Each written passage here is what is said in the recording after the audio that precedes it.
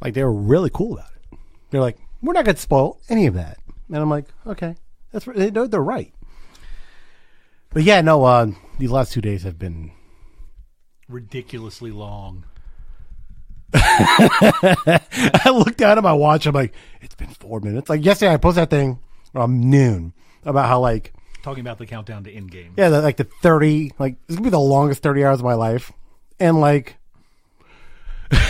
so an hour passes by. I'm like, it's only been an hour. And for you guys wondering, we weren't scheduled to meet today. We're going to meet tomorrow and have a spoiler full Endgame discussion. And so, full blown spoiler talk, fresh. And so John was like, "Oh, I didn't think we were going to meet. It's like, can you show up just so we can fill this time so it'll go quicker?" And you know what? Great idea. Because I'm like, I need to get a haircut. I need to go to the gym. We're gonna do 2 hours here, and then I'm gonna go get a haircut, and then I'm gonna go to the gym. Then I'm going to go to like Yapo or some burrito place to put in my cargo pocket. Well, see, yours is the worst because I'm seeing at 6:00. Yeah, I'm seeing at 9:50. So there's you have to go the blinders while you're in the theater. Yeah, so I'm turning my phone off during that movie because I mean, the 3 hours leading up to it. Yeah, I have to turn off my phone. I'm going to turn off my phone probably around 9. Yes. Because people are going to be getting into that theater probably around, what, 9:30? 9:30, because it's at least 20, 25 minutes. This is the underrated thing about Endgame is, the Star Wars trailer on the big screen. And not just that, but like, you know what? I was actually talking about this with someone yesterday. This is my generation's Return of the Jedi. Yeah. The anticipation and everything. Like, we haven't really had anything. I can't really think of a movie that's been like, this Harry Potter, maybe, but the books. Be a different, the books. The books. You already knew the books existed, so you already knew it was going to happen. And they kind of play this along the comic book storyline, but not quite. Yeah. So we have no idea what's going to happen. Yeah, not this way. And along that lines, 2019 is the year of the Infinity Saga being wrapped up in the 22, 23 movies from Marvel Cinematic Universe, Game of Thrones finishing on television, and the Skywalker Saga ending in 2019 after 42 years. Yeah. This weekend alone, I was seeing all those memes like, so who's dying? Yeah. Like everyone. Be prepared on Monday for that cooler talk. Everybody. Do people still have cooler talk anymore? I mean, I don't know, but the water cooler talk. I mean, everyone's dying. Mind you, so John typically brings a 1 gallon jug of water to continue to drink. I've not had anything to drink over the last 3 hours in preparation for the in-game showing in 2.5 hours from now. So we're going to go ahead and do an intro. This is Simon Says. I'm John Simon. This is my trusty producer, Jere, here today. Today we're going to be talking all things sports. Yeah. Last week got kind of hijacked about Game of Thrones, and we still have Game of Thrones to talk about, but that'll be tomorrow because, well, yeah, no. Today we're going to talk sports primarily. A little bit of in-game talk, like prediction wise. Like I now think it's going to gross $1 billion globally. Well, okay. So did you see the returns from China? The one day? Yeah, 107, I think it was. Breaking their previous opening day by $30 million. Yeah. So so previously the question was, okay, $1 billion, would it break that? How quickly? And it's like, and I said 10 days, and that's before I saw the China thing. What it in China? It's like, but the thing is, I haven't really seen any holdover yet, so I have no idea. Well, and typically it's weird because China opens in the middle of the week. And with Infinity War and other movies, they drop down toward the weekend. So it doesn't look like it'll elevate from that. It'll still do very well, but it's not like, it made $100 million. It's got 4 more days. It'll probably be like 320, 400. No, it's going to cross $1 billion this weekend, I think. That's going now. And then, but the thing is, I still don't think it crosses 300 million domestically. That's the runtime alone. Plus, I mean, just think about it. No one's really talking about it. I really do think the Battle of Winterfell is really going to cut into it. There are people East Coast and West Coast who are just going to not go see Endgame. Well, I've actually seen people try and time it to where they'll see it before and then arrive at home, which of course that's the worst 6 hours of pop cultural emotional torture you can do. So what I'm saying, like and also the NFL draft. Even though I cut a joke on one of our local radio stations for sports, WFNZ. This is not by any means a shout out to those guys. They suck. But they're like, ooh, NFL draft. I'm like, no one gives a shit about the draft this year. Nobody is talking about it. I haven't talked about the draft at all. Like, I haven't even thought about it. And also, we could talk about it. You know what? The Panthers need an offensive tackle, probably a defensive end. Before like, I don't know what I'm saying is that, like, I haven't paid attention to any scouts or no scouting. I haven't read any mock drafts. Like, I don't know. The biggest, like every year, the story is where quarterbacks will be drafted and which teams. Well, it just came up that up. came up that Bosa is going 1. So Arizona is not going to. Arizona's not taking Murray. So now this is the weird thing. That's huge because now he can go from anywhere from 2 to 20. Exactly. 30. And another, but I mean, just all that, just about Rosen, that poor kid. Well, see, I think that's what it is. Was it that they don't believe in Murray, or they couldn't find a trade partner for Rosen? I don't see. Yeah, what Rosen got taken 9 to 13 range last year. Between 5 and 12. Yeah. Maybe even 6, 7. I don't know. That's what I was saying. Like, I thought it was 9 to 13 range. He got taken. So why is Murray that transcendent of a talent, where you give up on a quarterback who is quote unquote prototypical, smart as a whip, has a good arm, he doesn't really have a lot of weapons around him. He has one that's at the end of his career. Literally at the end of his career, and I mean, their running back is always injured. I mean, give that kid a shot. So I'm just saying, like, it'll be interesting to see what happens now that Bosa has been confirmed, according to Adam Schefter, who is not always right, but whatever. He's going to be going 1. So the before we get into the draft and all of that, did you happen to see the end of the Portland Oklahoma City series? I loved it. I watched it live. You watched it live? I didn't catch it live. I'm very upset. I rewound it and froze it, and then just watched it over and over again for about 5 or 10 times. So no, I was on Facebook or whatever, and I'm like scrolling. Literally a minute after it happened, it was already online, and I'm like, last second shot. I thought he was going to drive it, and maybe just take a much closer 3-point. And then when I saw him launch, I'm like, you got to be fucking kidding me! The balls on him to hit 50 over Paul George, who they swapped onto him because he was roasting Westbrook. Speaking of which, Westbrook said, I owned that guy in January talking about Lillard. And from that time, Lillard has averaged over 34 points a game and won, I think, 75%, like 6 of the 7 games that they played, or 5 of the 7 games that they played. Yeah, but is Westbrook done? No. Well, no, no. I mean, he's not done as far as putting up numbers like assists. He's what, 27? He's 30. 30? He's 30. But here's the thing is, unlike LeBron and a bunch of other guys who are always been bashed for having a bad shot, he hasn't done a fucking thing to improve his shooting. Well, the thing is, and his 3-point shooting plummeted. He was, out of people that I think, the last couple of years, his shooting for a volume 3-point shooter, I just read this, of the 104 people that take as many 3-point shots as he does, he's 104th in percentage. He has not gotten better at all.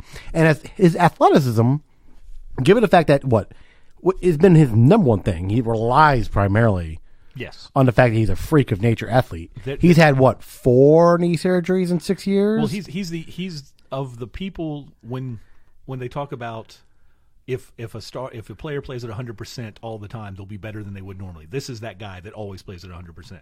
Yeah, and it's taking a toll on his body. It is. And he's not working on any of his fundamentals. He doesn't have, his mid-range shot went downhill this year. Last year too. Last 2 years his shooting's just plummeted. He hasn't gotten any better. Well, the interesting thing is during the year when Paul George had that, before he became playoff P again, had that his MVP stretch of MVP play where Westbrook trusted him more to take the important shots and the big shots. And if Westbrook can find another person on the floor, Jeremy Grant doesn't seem to be able to shoot the big shots. Well, no, he makes shots, but I mean not as a jump shooter, as an outside shooter. As that team is currently constructed, it's not built well at all for those two guys. No, they need 3-point shooters. And they need 3-point shooters. The only guy that can actually hit an open 3 on that team is George. Yes. And he doesn't need to be hanging out at the line the entire time, because it diminishes what he can do. Exactly. So, Presti, the way he's constructed that team. Also, do you think maybe he's like, you know what? I should have kept Harden. I mean, granted, currently, the way that team's built, it would have been very suitable for Harden either. He's not surrounded by three-point shooters, or guys that can even play defense. And even if everything happened the same after, Paul George is stuck in the same situation, having to be treated as an outside jump shooter. It's hard. But they build outside of it. It's odd to think that a team drafted 3 MVPs. Consecutively, 3 years in a row. 3 years in a row, and couldn't find a way to make them work together. And that Oklahoma City team. Well, that was coaching. Well, it was. But even with that, they're all best when they have the ball most of the time. Durant could play without the ball in his hand. Harden needs the ball in his hand at all times. Westbrook does as well. Durant doesn't have to do all that. He doesn't. He didn't have to bring the ball up. He didn't have to do that. They could at least cut 2 of them, and I think they should have shipped out Westbrook and kept Harden. Could you imagine Harden and Durant in a pick and roll situation? Because pick and pop, pick and roll, exactly. Every combination, all day long. You're hosed. And Durant doesn't mind not having the ball in his hand. He doesn't. So he just wants to get the credit. Exactly. So, anyways, actually, no. But going back to the loaders, this was the most amazing thing. So I watch all of this, and you don't see it the first time because you're like, Westbrook misses the shot at the other end. Portland rebounds with about 15 to 20 seconds left. Portland 1 does the first thing. They don't call timeout because when you call timeout late in the game, all it does is allow the defense to set up and to prepare. So then they come down and it's like, oh, good, they're gonna run the play, and then it gets to 10 seconds and it's like, oh, he's not gonna run a play, and then it gets to about 6 or 7 seconds, like, oh, he's not driving. To play for the second shot for the rebound. He's like, and again, at home in a tie score, you can do this. So I mean, that gives you extra confidence. Oh, the ball's on him. But then he steps back for what was the NBA measurement people said a 37-foot 3-point shot, which for the playoffs makes him 8 of 12. Yeah, no, and the fact that and gives him points 48, 49, 50. And 50. And this is the most. So I watched it and I kept hearing the ball goes up and you hear nothing except thump as the ball goes through the net, like consecutively. Like not only was it good, there was no time, and then he turns around. He doesn't jump up. He doesn't do anything. Bye-bye. He waves bye-bye to the Oklahoma City bench. And then he gets bum rushed by his entire team, and he gives the greatest reaction look in the history of basketball. Yeah, everybody's blouses. going nuts, and he just looks blouses. Up, he just gives a smirk look like, that's what I do. No. He gave game blouses. Game look. blouses. He's like, what? Done. I win. And I genuinely think that shot puts him in the Hall of Fame. Well, it's yeah, great. It's only the first round of the playoffs, but that puts him in the Hall of Fame. He was on a playoff team 4 years ago that lost 4 starters, and then he took them to the playoffs the next year and the next year, and they're a 3 seed. They lost their second best player, Nurkic, and they've gone 8-2 since then. And it's not because they had this ridiculous amount of depth and another all-star level player in the background. No, it's because CJ. Well, no, he's not a bad. I'm not saying he's a bad player. He's an all-star, but it's you're not. He's an all-star in the East. Yeah, but you're not replacing an all-star with an all-star. Nurkic is out. There's not done. an all-star stepping up. That's led by the defense and the leadership of Lillard. Amik Aruk. I can never remember his name. He played at Wake Forest. He plays really well.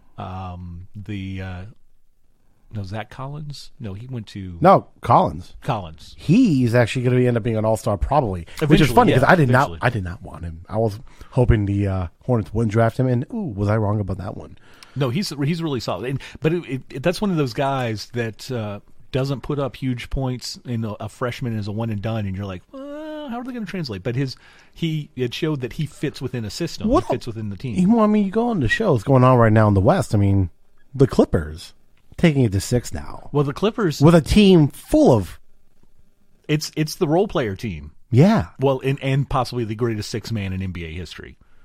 Well, possibly, but still, Lou Williams and Montrezl Harrell by themselves are the best bench in the NBA. Well, they are. They had 59 points the last game. Yeah, I know. They had 60 in Game 2 when they won. Game 2 when they won. And they play and then they run the pick and roll, and they have all these other players that and they have a max contract. So it's like, hey guys, you want to come to Los Angeles? Why not? We're ready. We have a team that's playoff ready. Not and to we just mention need the one guy. Not to mention SGA is pretty good. He's played fantastic. He's played very well in the playoffs, and he's been able to defend. Beverly is still Beverly, and then they just Beverly's definitely getting how is a 6'3" defensive point guard, able to defend a 7+ foot all-time NBA scorer? Durant? Yeah, because Durant has his skin's about thin as the skin under my taint. I'm just gonna say that guy. He's got a very weak-willed, weak-minded guy. He's the type of dude who would be up 3-1 in the playoffs, and then join the team that beat you and came back down up 3-1, lose, then join that team. He's that guy. So what Beverly's been able to do to him is by no means a shocker. He's a very thin-skinned man. This is a guy who creates burner accounts on Twitter to talk shit to regular fans, which was hysterical because zero respect for Durant. I can't. I used to love him. I used to love Durant until he made that bitch-ass move. What Durant was talking about Beverly, he's like, he's Patrick Beverly. You just can turn around and shoot over the top of him, but it's not my thing. Then turn over and shoot over the top of him. Do that. Then you've seen the meme going around with Draymond Green talking to Durant. It's like, man, we lost to the Clippers. Nah, y'all lost to the Clippers. Y'all lost. I scored 45. No, he did put up solid numbers, yeah, but still. But when he needed to close out the game, nope.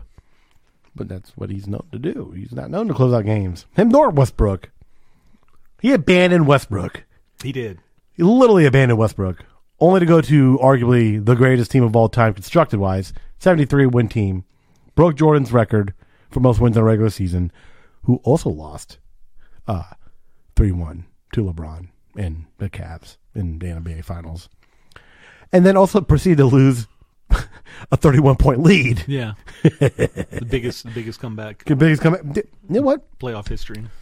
As it currently stands, I think that team, I'm not going to say they're going to lose this series, but that Warriors team is not going to win a championship, I don't think.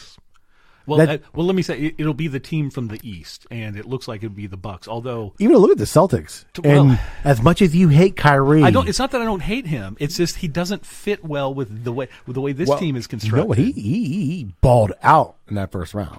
Like Kyrie on Houston would be a fantastic team because everybody's giving him the space. He can do what he wants, and then he could distribute and set up. That's the type of thing that he does. Yeah, but that's not the way Boston is constructed to play. No, They're Harden. much more. Well, you mean it's like they swapped Harden and Kyrie? Oh yeah.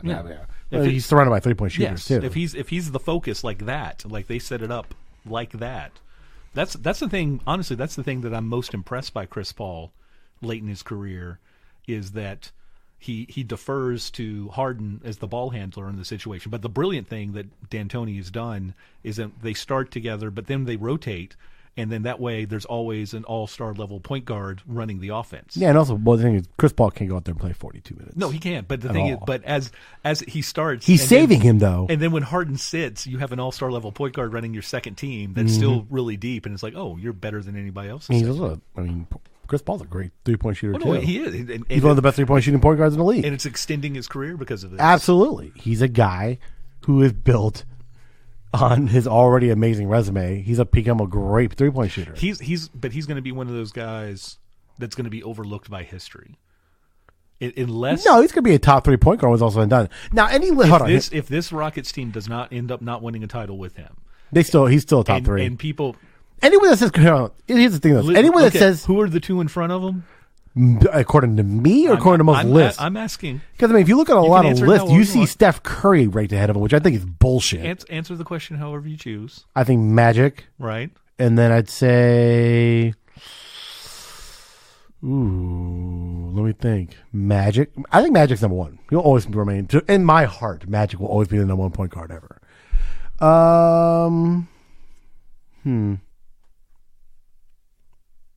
Just thinking. Thomas. Who? I think Isaiah Thomas is number 2. And then John Stockton is nowhere on this list? No. I don't think Stockton belongs anywhere. The all-time assist Don't leader? Don't care. One of the best shooting point guards? Don't care. No.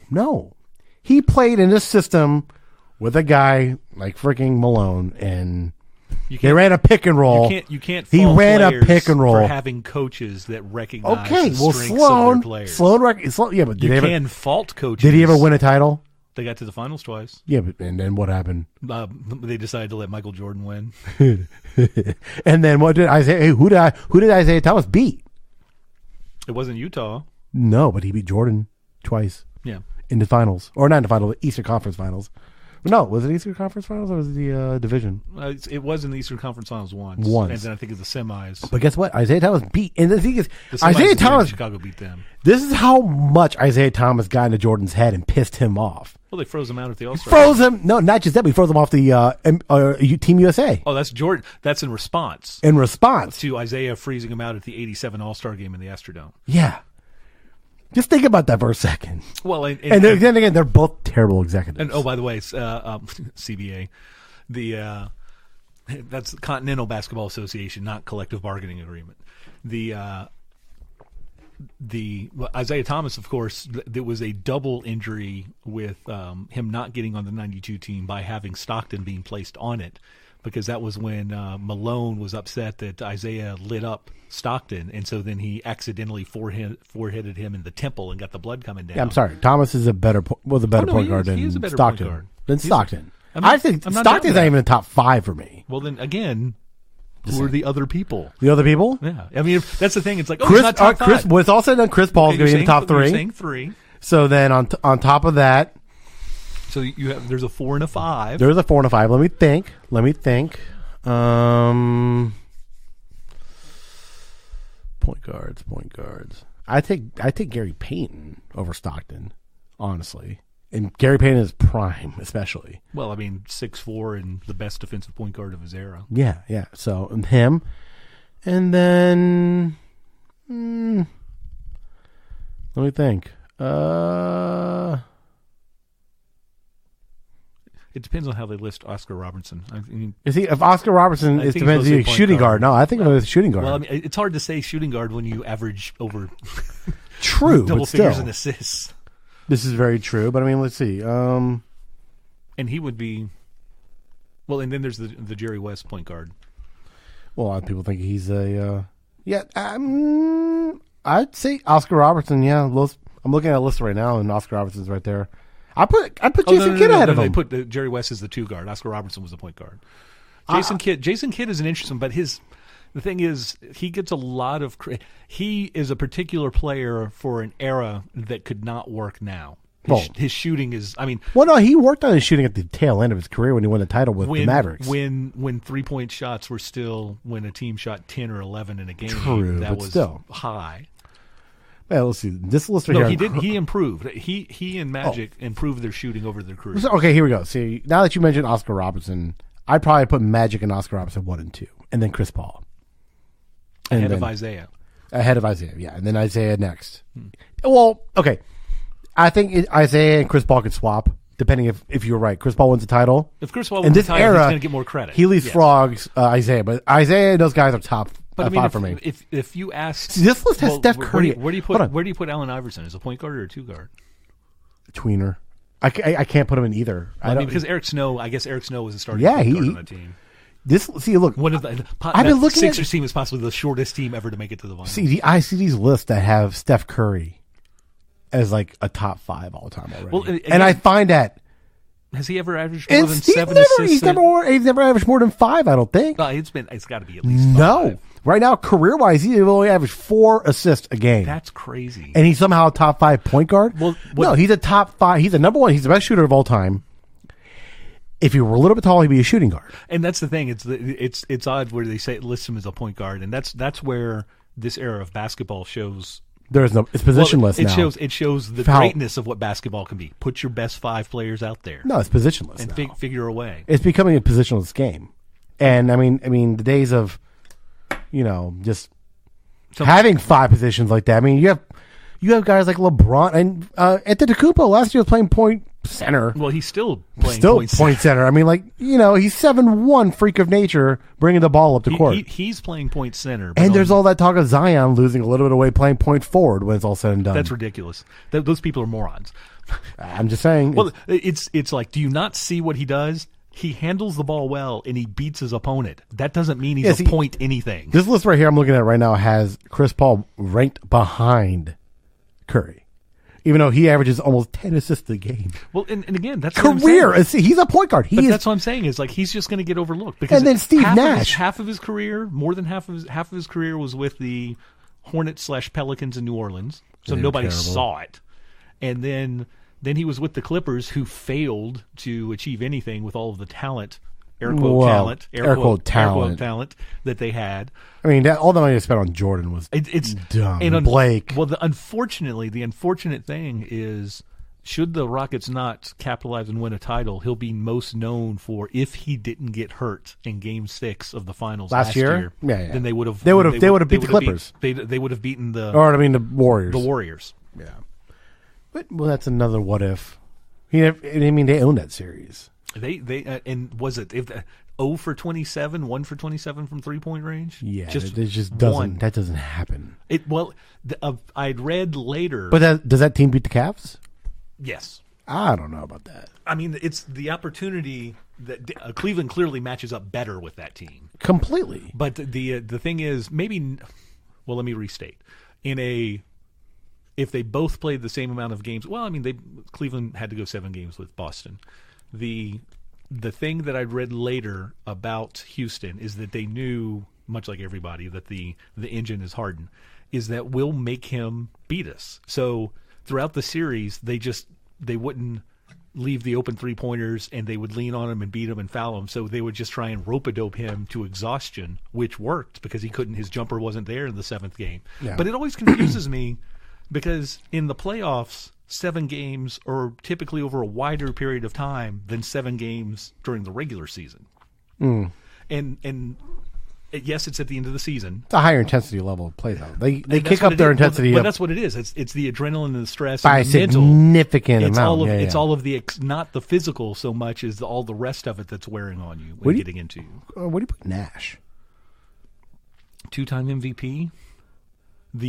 The precursor point guard of the current style of the NBA. Oh, poor Nash. Could you imagine what would be going on if he played now? Well, the thing is, they did it. They did do it. 7 seconds or less offense that D'Antoni was doing then. If it wasn't the Knicks and the Heat and the Pistons and the Celtics causing Stern to give you step onto the floor from the bench and you're suspended, and thereby the hip check heard round the world. Mm-hmm. Robert Horry putting Steve Nash into the sidelines, and then Amari Stoudemire gets up, puts half a foot onto the floor, is suspended for Game 7, and the Spurs win because the Spurs had nothing for what they were doing. They weren't quick enough. They weren't fast enough. Mm. And if they get that, then what is it? Are they playing the Cleveland team? Is that the Cleveland team that they would have been playing? LeBron's first time there. Yeah, and that would have been the revolution of basketball right then and there. Yeah. The new best player and the new style of play. Yeah. 10 years ago. See, I'm looking at another list. Yeah, Steph Curry at 5. And he's not a point guard. Well, and that's the thing. He's a shooting guard. He's a guard. He's a guard. Exactly.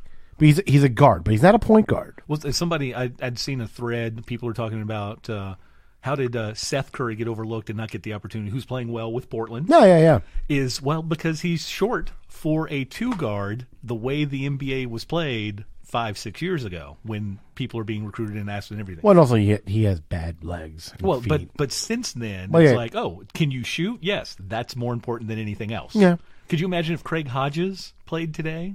True. He wouldn't be the 11th man off of the Bulls who won 3-point shooting contests. He would be like the 6th or 7th guy, averaging 15, 16 points a game. Yeah. Eventually getting a too much money to be a starter and can't play defense, but because of the nature of the game, he would imagine Bird stats. If 3-pointers meant anything, but he played. It's like it was more important to get the basket around the blocks. So either he'd post up there, or he'd get the ball to the person to post up there. But if he was like, oh, you want me to shoot from out here? Yeah, I'll do that. I mean, guys like Reggie Miller. 27, 28 points a game not shooting without threes. shooting threes. Guys like, and he was the best 3-point shooter of that era. Yeah, easily. He would walk into the NBA 3-point contest, the very first one ever, in his shooting jacket and look around, and people would ask, what are you doing? Want to know who's coming in second? Yeah, pretty much. And that happened the 3 years he competed. Who's coming in second? Because it's not me. Yeah, no, he... Just think, I mean, guys like Reggie Miller and Ray Allen were anomalies. Well, even Reggie Miller, and even guys like Michael Redd. Well, it was like Ray Allen, who had the playoff record for 3-pointers The 3-point shots made in the playoffs was just passed by Steph Curry in 80 less games. Yeah. 80 less games. Because he's taking how many more per game? Almost 2.5 times more attempts. Yeah, those records are all going to be broken eventually, though. I mean, you guys are I mean, launching threes at an alarming rate. And the next 3 years or so, it'll level off because everybody will be around. Yeah, around the same. So then it's going to be who can actually shoot, as opposed to who's just chucking it the most. You got guys like Buddy Hield, and then Trey. Well, who's benefiting launching threes from De'Aaron Fox being his point guard. Yeah, so it'll be interesting. Anyway, so with all that talk, and we still don't know. Yeah, we still don't know the second round matchups. Houston is sitting there waiting eventually for Golden State, and they're resting, and that's important for that team. That's very important for them. I think Clippers take them 7. Well, the more games that Golden State plays, it's the more opportunity for the individual players to hate each other or get hurt. not even Curry hurt. If Curry hurts his foot, well, it's not even him getting hurt. But the thing is, it's not even him getting hurt. It's him just playing games because in the playoffs he's faded just because at the end of the season. Every year he doesn't have except for last year. He did relatively well in the playoffs. Well, I mean they benefited as a whole on that. Also, he took his late season injury reprieve too, as well as Durant.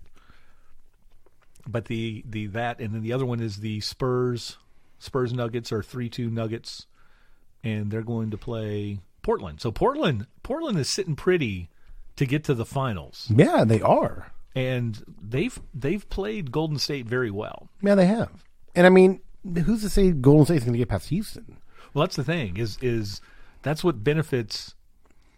Houston. Talking about Curry is the thing is when you have 2 really good guards, you have to hide Curry. Absolutely, because he can't play defense. Which is why Houston matches up very well because they have 2 point guards. Which is another reason why I tend to have Curry doesn't belong in that top 10 list at all because the 4 guys I listed off or 5 guys I listed off, and as far as like.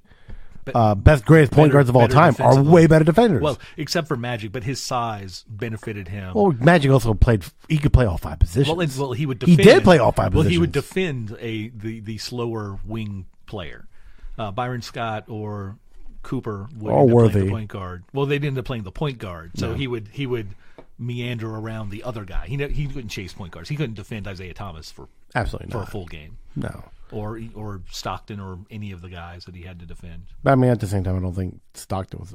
Stockton would. I mean, he couldn't defend him at all. But I'm just saying, like, and I've already talked about this. Curry being the first unanimous MVP ever. It's a punch in the dick to Jordan, LeBron, Magic. Well, I mean, Duncan, sports writers have Shaq, constantly been even Kobe sticking it to player. Kobe, the one-time MVP. The one time he won MVP. I'm just saying though, all those guys, and then somehow a guy like Curry wins MVP. Who couldn't play this? He can't play both sides of it. Sports writers, regardless of the sport, are historically petty about making. So Jordan's 80. Which is why I also not to get completely off topic. Jordan's 87 season when he averaged 37 points a game, he didn't win the MVP. Magic Johnson won it. Yeah, I know. But I wasn't that to get off completely off topic. But I don't think Derek Jeter is going to get unanimous MVP. Oh well, he will now. Hall of Fame. I don't think he gets unanimous. No, I don't think so. They broke the threshold. You had to do it with Mariano though. Well, no, they had to do it with Ken Griffey Jr. Well, they should. It's just annoying that it's a Yankee. And I'm just glad that Jeter wasn't the first one because then everybody would be trying. Griffey should have been the first. Well, Griffey shouldn't have been the first unanimous either. Unanimous should have happened a long time ago. Well, I mean, just the mere fact that of the first voting class, the first class inducted to the Hall of Fame, which includes Ty Cobb, Cy Young, and Babe Ruth, amongst a couple other guys, and none of them were unanimous. It's like you can't agree that Babe Ruth, who up until Mariano Rivera in the mid-2000s finally broke his scoreless inning streak as a pitcher in the World Series, who had almost 100 wins as a pitcher and then over 7 home runs as a batter. Yeah. Possibly the greatest playoff pitcher and regular season batter as the same player for 2 different franchises. That's what I'm saying. Like, personally, I think baseball writers are probably some of the worst people on the planet. Yes, because they hold that the Baseball Hall of Fame, which it is the more Hall of Fame, because there's no minimum and no maximum. If nobody makes the threshold, nobody gets in. Whereas the NFL, it's like, oh, at least 5 people get in every year. Well, not a baseball Hall of Fame is just as bad though. Well, they value certain positions less than the other ones. Well, and all positions in football matter. How many punters? Kicker. How many punters? One, Ray Guy. And how many kickers are in the NFL that are kicker only? Guy. One. Who? Is it Anderson? Well, I think he's getting in. Morton Anderson, I thought got in. And so there might be 2 place kickers only, and then 1 punter. No. So yeah, they all matter the same. Well, poor guards and tackles. They're never going to get in. They always get in the Veterans Committee, though. That's the thing. It's like they always make their way in. Eventually, they're the defensive middle infielders of the previous Veterans Committee for baseball. They get in. Well, that's how Ozzie Newsome got in, pretty much. The thing that baseball at least does a really good job that football doesn't, but is trying to now, is that were they one of the top 4 or 5 people at their position when they played? Because I mean, you can't stack up Andre Dawson's numbers versus the numbers in the steroid era of the 90s and early 2000s, because he would look like he's a non-hitting middle infielder. True. But compared to the era in which he played, he was one of the leading home run guys, one of the power guys who feared of that. So, I mean, that's the benefit. And also, the career batting averages of guys playing since they banned greenies 4 or 5 years ago were going to be 10 to 15 points lower than the 10 to 15, 20 years before then. One thing is, listen, there are eras in baseball. Just accept it. Listen, but that's the thing that baseball does. They do compare that. They won't. They won't compare it to an overall standard. They'll compare it to the standard of when they play. Yeah. Well, then go ahead and unleash the steroid era into the Hall of Fame. Well, they have. With who? But Musina got voted in this past year. Did he? Yes. And he got busted, didn't he? Yeah, and he said, "I'm sorry." That's right. And that's the thing with Clemens and. Well, Clemens never failed a drug test, did he? I don't recall him ever failing a test. I think he got called lying on the. No, he didn't fail the test, but he was the lying. He was part of the whole the congressional thing. Yeah, that's and also the non-apology. This is the whole Rafael Palmeiro. Yeah, this is. I guarantee you, I never did whatever. Who gives a shit, dude? No, put them all in Hall of Fame. Well, who cares?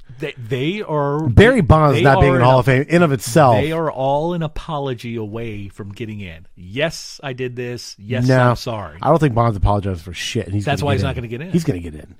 Barry Bonds being not. Oh, listen, I'm sorry. I don't give a shit. He was a Hall of Fame player. He was a Hall of Fame before he even started doing whatever. Allegedly, by the way, hold on, time out. Speaking of Kevin Durant. Allegedly. Speaking of Kevin Durant's, by the way. Because he didn't like that the home run hitters who hit like 15, 20 points below him and were less effective baseball players were getting the attention. And so he said, well, okay, this is how you want. This is what I'm going to do. Well, and then he proceeded to smash. Chicks dig the long ball. Oh, they do. But look what he did, though. He had a season-long slugging percentage over 1,000. Yeah. He belongs in the Hall of Fame. I'm sorry. Oh, no, I'm not denying that. And I'm not going to lie to you. Listen. Baseball before McGuire and Sosa wasn't exactly doing too well and too hot, coming off that shortened strike season from '94. Which was terrible because '94. There's so many things going on. Well, '94 was the 90 years after the last time they didn't have a World Series in 1904. The Tony Gwynn finished at 390 plus 396 maybe, so he was on track to chase 400. Matt Williams was on pace for the home run contest, as Kevin Mitchell was leading going into it, and the Montreal Expos were leading the NL East, possibly the first international team. Well, actually, no, Toronto had been the previous 2 years, but their first playoff run with a ridiculous amount of future Hall of Famers that played for many other teams. John Wetland was on that team. Vladimir Guerrero was on that team. Pedro Martinez was on that team? That team was ridiculously stacked and talented, and they just didn't. Well, the Expos could have won the World Series that year, and they probably still exist. They would. Yeah, they probably still stay there. They'd be there still. Yeah, I love reading those what if articles about that year.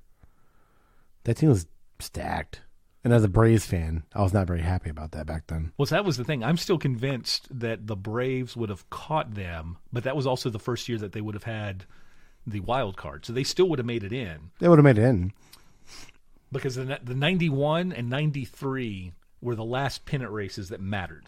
Yeah. The going into the final weekend in '91, the Dodgers. Yeah, the Braves would have been a wild card that year.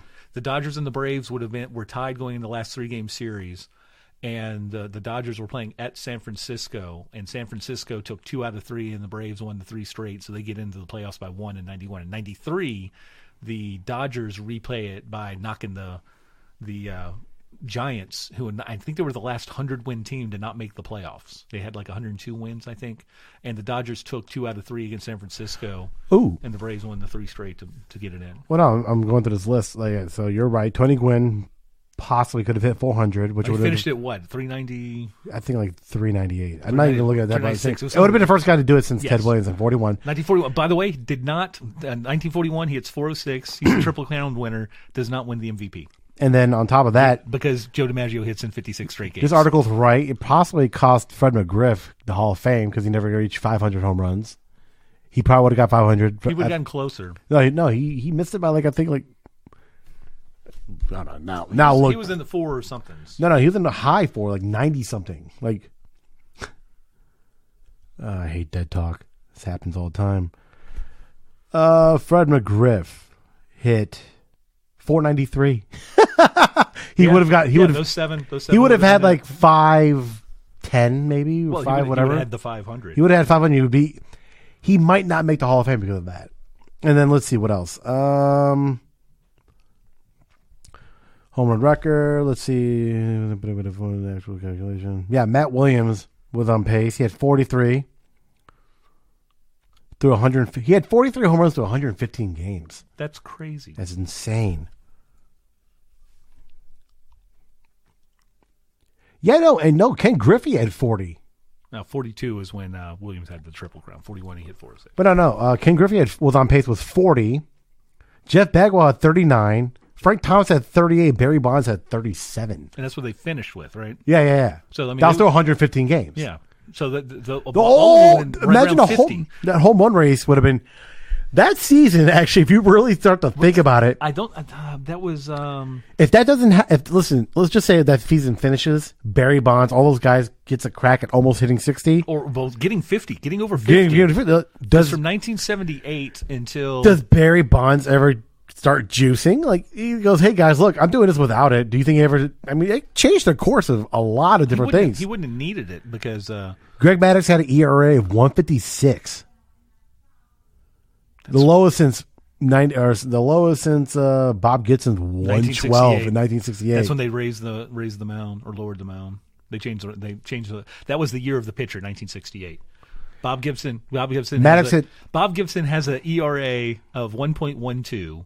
Of all of the starts that he had this year, which was between 35 and 40 something, he was pinch hit for because they were losing, I think, 3 times, and I think two other times he was pulled out just because it went into extra innings. So he completed every other game, which is a crazy, ridiculous thing. And we'll see. Greg Maddux, They final lost 8 starts of that season, had posted a .93 ERA and had finished out 18 straight scoreless innings. And Bob Gibson in 1968, the Cardinals lose to the Tigers in 7 games. The Tigers had Denny McClain, who had won 31 games in 1968, 31 games. Maddux and Randy Johnson were each 19-2 and 18-2 respectively, finishing at over 900% or 90% winning percentage.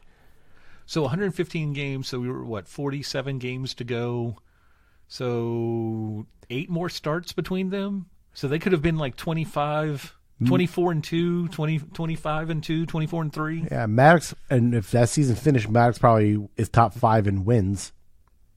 He missed out on a few wins on that season. Yeah, he missed out on 5 or 6 wins. Given what he was doing that year, he probably would have got to 20 plus 25 wins. 25 wins. Because he had probably 9 more starts. Frank Thomas could have potentially ended his career at 18th in home runs. No, 94 was a fantastic offensive year, and there was a lot of... Chuck Knobloch was on pace to possibly beat the doubles record. Before he forgot how to throw the ball to first base.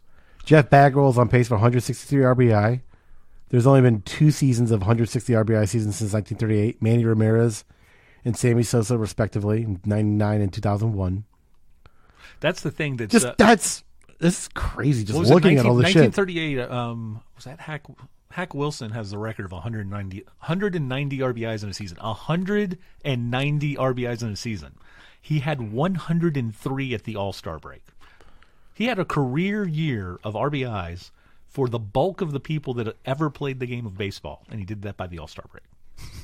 Speaking of, what is it, Yelich, who was traded from the Marlins to the Brewers, the MVP last year. Mm-hmm. He had last week he had hit his 13th home run. The guy that he was traded for going back to the Marlins had 12 hits. 12 hits, 13 home runs. And he's still in like an early deal. It's not like it was a real money crunching thing for not at all. The Marlins. Well, the Marlins. Well, Derek Jeter. Derek Jeter. Still giving out gift baskets. There you go, Derek Jeter. And I think his ownership stake in the Marlins and running that team might actually derail him from getting a unanimous Hall of Fame. No, it will have nothing to do with that. It will. You know what? You know what has everything remember, to do with that? Remember saying the North remembers? The writers remember. The and New some York guy, Yankees. They remember the New York Yankees. Some guy from Boston's going to be like, no, fuck that guy. I'm not going to give him my vote for that first year. It's going to happen. Now, legitimately, that's where actually it should be an Alex Rodriguez supporter that keeps the vote from happening. Absolutely, because A-Rod was not the best shortstop on his team the last half of his career. No, he wasn't. I don't want to spend this whole time bashing A-Rod. It's not bashing. It's not bashing him. Just being truth. He was not. I mean, arguably the most overrated player in the last 20 years of my life. I'm just saying, baseball. Name a more overrated player. He benefits from having two of the greatest playoff plays. That's it. And timing for that. He's the first ever person to hit a home run in November. And he had if Jeremy Giambi slides, nobody even remembers that play at all. Exactly. So I mean, whatever. I've never been a Jeter fan, and I just never understood why people love him so much. Because he's a Yankee. That's why. Whatever. I mean, you just take a look at all his numbers, and A-Rod blows him away in except for batting average, I think, and it's barely hits. But that was because A-Rod missed, a couple of years. Several. Who knows where A-Rod would be if he'd actually played those years and home run list as well. Well, that's the Ted Williams story, having missed like 5 and 4.5 entire seasons of baseball in his prime. And also Ted Williams didn't give a shit about home runs. Well, he didn't. From what I understand, he didn't resent. Well, no, he did. He didn't. He resented the shift, and he would not hit against it. So he would still hit 350 plus career pulling the ball into the shift. He still did that. Baseball's a really funny sport, though. Those guys are really spiteful. Well, I mean, it's because they're being challenged by you can't do what this is what you say you can do. We're going to keep you from doing that. Well, no, what was it Ted Williams that said I can lead the league in home runs if I wanted to? I could lead the league in singles if I did this, but I don't know. I'm here to hit home runs. Yeah. Because he could just. It's like, I'll just like dunk it over them. He could do whatever he wanted. They're not paying me to get the first. They're paying me to get other things done. Easily the greatest hitter of all time. Yes, easily. Maybe Gwynn. Possibly one of the greatest players that play multiple sports and are great at that. Possibly the greatest hitter, always in the conversation as the greatest baseball hitter of all time, and one of the foremost fishermen of his era. And then this is fisherman. Hmm. This is also the things. This story is it story time? Well, this is story time with Uncle Jere. Ted Williams chose to play, go in the military, and he is not just in the military, because Joe DiMaggio and several other guys chose to be baseball players and tour and play against the troops and do all of that and have the morale thing. He wanted to. It's like, hey, I'm here to help with the war effort. So he was a fighter pilot, and he was a fighter pilot in Korea, flying around, and he was so good that his wingman was John Glenn. Ted Williams, fighter pilot wingman, went into space. And he was the second best pilot of the two of those guys. Ted Williams is the lead guy. The man who went to space was his wingman. See, now I didn't know that. That's a random fact I had no idea about. He didn't just go into the military. He He was he did he So what you're probably about saying is that John Glenn, or not John Glenn, but I mean Ted Williams is probably arguably one of the greatest Americans of all time. That's one of the things. Like literally one of the greatest Americans of all time. You know what John Wayne would look like if he played baseball? He'd look like Ted Williams. Ah, man. Ted Williams holds, along with about 50 to 60 other people, the high school baseball record for most home runs in an inning with 3. Really? 3 home runs in an inning. I didn't really know any of these random factoids about. I'm gonna have to read a book. It's like he and. Is there any books I should read about Ted Williams? Well, there's several baseball books that go into things like that. No, I want just something about him in general. Think The Kid might be the one that his autobiography, the one that he was most involved in. There's a O'Shaughnessy, of course. O'Shaughnessy, a sports writer from the Globe, the Boston Globe. I think that wrote something about him. Then Ted Williams had a fickle, we'll go, relationship with the fans in Boston because, of course, they didn't win a World Series while he was there, not because of him.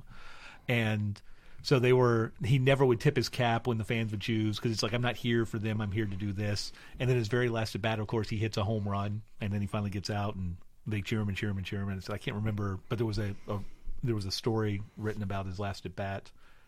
There's seats at Fenway Park from where he'd hit the ball, like the farthest he'd hit it. Man, these Boston folk really know how to write a good book, don't they? He was one of 3 or 4 players that played in 4 different decades, which isn't actually true because of the way they count them. But he played in, I think he debuted in 1937, played in the 40s, 50s, and in 1960 he retired. He probably could have kept going. He hit 388 in his age 39 year, like his next to last season. I think he hit 360 his last year, but he led the AL in batting at 38 years old, 39 years old with a 388 average. 388. I don't think anyone can really do that right now. They can't do that right now. Then again, different eras. But this is the interesting thing. Analytics has changed the face of sports with basketball, the NFL, and baseball. The NFL being, it's like, hey, you need to throw the ball. The risk reward is much greater. Yeah, you may turn it over, but moving it down, touchdowns, opening up the thing, that's helpful.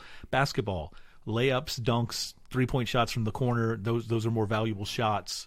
Up tempo, more opportunity, more volume. It's better for basketball. And then you get to football or baseball, and it's like, nope, home runs. We'll just hold out for home runs. The analytics and baseball have made that worse. Yeah. The thing that I don't understand, though, which is reason like guys like Trout are getting the kind of deals they're getting now. Well, he still plays baseball. He doesn't strike out to that level. That's more of the Chris Davis of the Orioles, who started the season like 0 for 41, and then he finally got a hit, and then he signed a contract. Well, no. One thing that Mike Trout's an analytical darling. Well, but he's of the old style basketball stat filler. He can do a lot of different things. Mm-hmm. But because he's one of the few people who can do all of those things, that's where he's outside the variables, and he gets to that. But the other players, but the thing though, still as an outside viewer, okay, I understand that if we're hitting 3-4 in the lineup, it's better that you just swing away. And if you get a home run or strike out, that's okay. And then if you get on base, it's better if I swing away, because if I strike out, it's not a double play. And if I get a home run, there's 2 runs. What I don't understand is if it's late in the 7th, 8th, or 9th inning, and we're trailing by 2, and you're up to bat, and they're pulling a shift all the way around, and you can just poke the ball to the other side and then get on base. I don't understand why people don't do that, because now the same analytics with me swinging the ball at the ball with somebody on base, those make sense. You want the home run or the strikeout because there's no double play. Mm-hmm. But now you've got the person on base. And it's always the more pitches a pitcher throws, the more people on base that a pitcher has to defend or throw against. That's what benefits the batter. So I don't understand why they don't take advantage of that early in a situation to try and at least see it force over. Even in any situation in the game, it's like, oh, there's 2 outs, you're the power hitter, and the guy behind you can't hit for crap. Go ahead and just hit against the shift, make the guy throw more pitches. That's the part that I don't understand that they don't take advantage of. And I guess that's the next level of the people that will actually take advantage of the analytics. And it's like, oh, well, this is what our hitters do. So, but you know what makes the hitters better? When the pitchers are tired and they throw worse. And you know how that happens? By throwing more pitches. Mm-hmm. I don't know. I haven't really been paying attention to it. There's nothing to pay attention to baseball in March and April. Well, March and April. May. But no, I'm just talking about. I haven't really been paying attention to a lot of sports in the last few months. Actually, period. Aside from March Madness and NBA playoffs. I mean, like I said, I haven't paid attention to anything but the NFL draft. The phenomenon of Zion Williamson. Yeah. Well, they're saying that he might. Like, for example, if the Suns get the number one pick, they're saying he doesn't go one. They're going to go after Morant. Which makes sense. Positive before, and the thing is, I don't know why they wouldn't. The thing is, they shouldn't say that because that's just dumb. You're tipping your hand. Well, no. Okay, yes, because the Suns have been such a well-ran organization now for the last 10 years. Point taken. Thank you. But is that they want him to sell the team? I mean, that's how awful. The 70-year-old woman who shows up to the council meetings ripped into Sarver for it's like, hey, you promised us a competitive team. When are you going to bring that? When are you going to hold up your end of the bargain? Well, they just came out and said that they're wasting Devin Booker, his career. I'm like, the kid's like 20.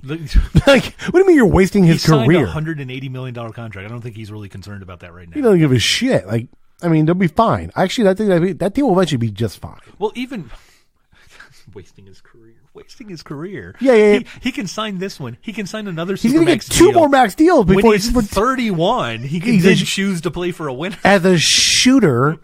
I mean, the kid's fine. He'll be fine. Granted, we passed on him. I don't want to talk about that, though. Oh, speaking of, so the we in this instance, the Hornets for people outside of the area. Nah, whatever. The Toronto Raptors' entire roster is constructed out of people that were drafted after a position the Hornets would have drafted in that draft.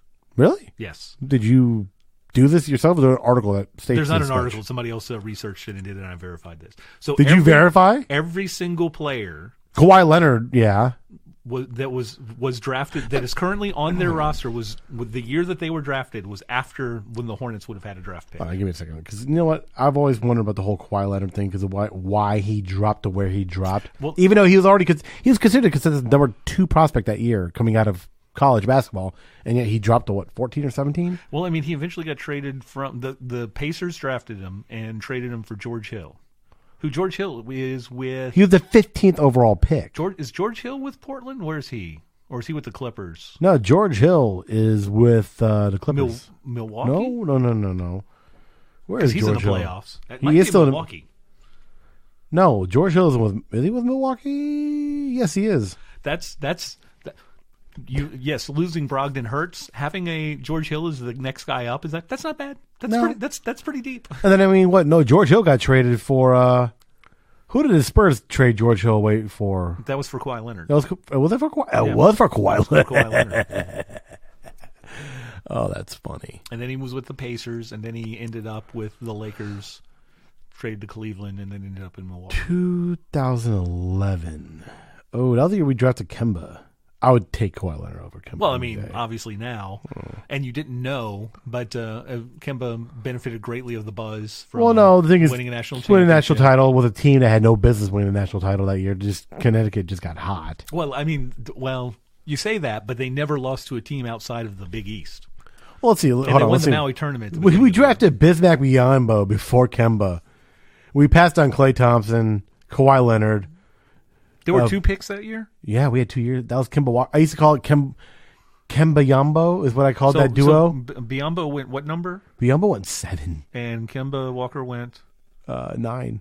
Brandon Knight went between. It's not like we really missed much in that one. Well, Brandon Knight, speaking of cashing checks on the Suns bench. Ugh, Tristan Thompson went that year. 4. Enes Kanter went 3. Kyrie Irving went 1 that year. Yeah. Derek Williams went 2, and Derek Williams primarily went 2 because Tristan Thompson went 4. Was that by Cleveland as well? Yeah. They had the 1st and 4th pick that year. Jeez. Yeah, they blew that. Could you imagine if they drafted Kemba or drafted? No, they wouldn't have drafted Kemba because they took Kyrie. It's the Anthony Bennett year when they had him as number 1, and it's like every person behind that. That's the draft. Well, no, I think no. That was the 2012 draft, I do believe. That draft. 12 or 13. No. Waiters was the other guy that they had drafted because they had Kyrie as a first, Anthony Bennett as a first, and Wiggins is a first. Yeah, it wasn't 2012 because that was the Anthony Davis MKG draft. Okay, so 2013. It was definitely 2013, and then so Bradley Beal was third, and Deion Waiters was fourth that year. Yeah. Well, not drafting Waiters is not a terrible thing. He is playing the contract year deal fantastically, and he hosed the Heat completely. Absolutely, went out there, got his numbers, and then he got out there, got in shape, did all the stuff he needed to do, signed a big deal, got fat. No. 2013 Anthony Bennett went first. Oladipo went 2. Talk about who's proven to be worthy of that. Absolutely, number 2. He's an all-star now. Granted, he went to 3 different teams. He had to play for 2 different teams before winding up in Indiana and finally living up to his pedigree. Well, it's all. But he's also only 26 years old. Well, he lived up that shit when he was 24. When he finally played to his potential at the age of 24. Well, but again, it's like he's a point guard-ish type player, so he wasn't going to fit well with Oklahoma City. Oh God, Cody Zeller went 4 that year. Ugh. So that's what, the 2013. So who all's after that? Who all went after Zeller? Alex Len, meh. Nerlens Noel, who I wanted. Ben McLemore. Ben McLemore. He's a solid wing player. He's a solid wing player, but it feels like he's been in the league for forever. so much longer than he has. That's a true story. Him and Rudy Gay, who I think they both went to Kansas, right? Well, no, Rudy Gay went to Connecticut, and he has been there forever. Ben McLemore and Kelly Oubre are the Kansas wing guys. Yeah. Who I can't. C.J. McCollum, Steve Adams, Olynyk, Shabazz, Giannis. That was the Giannis. 13th. He was 13th? 15th. 15th. That was the Giannis year. Giannis Antetokounmpo. Yeah, I remember I was actually at, we're going to do a little name drop here. I was at Hawthorne's Pizza with my friend, Chase. We're watching that draft. We're like, let's watch it because we always used to watch draft together. And I remember just watching the lead up, the whole here's who's going to be here. He was one of the YouTube guys from Europe. He was. Yes, he was. The clips. And I remember just looking at him like, listen, I've never seen this kid except for on YouTube. And I'll turn to my buddy. I'm like, dude, we should draft him because he was built like a freak of nature. He was the Greek freak at that point. That's all he was known for because he was 7'1" with a 7'8" wingspan. 17 years old. 17 maybe? years old. Yeah. I'm like, who is this freak of nature?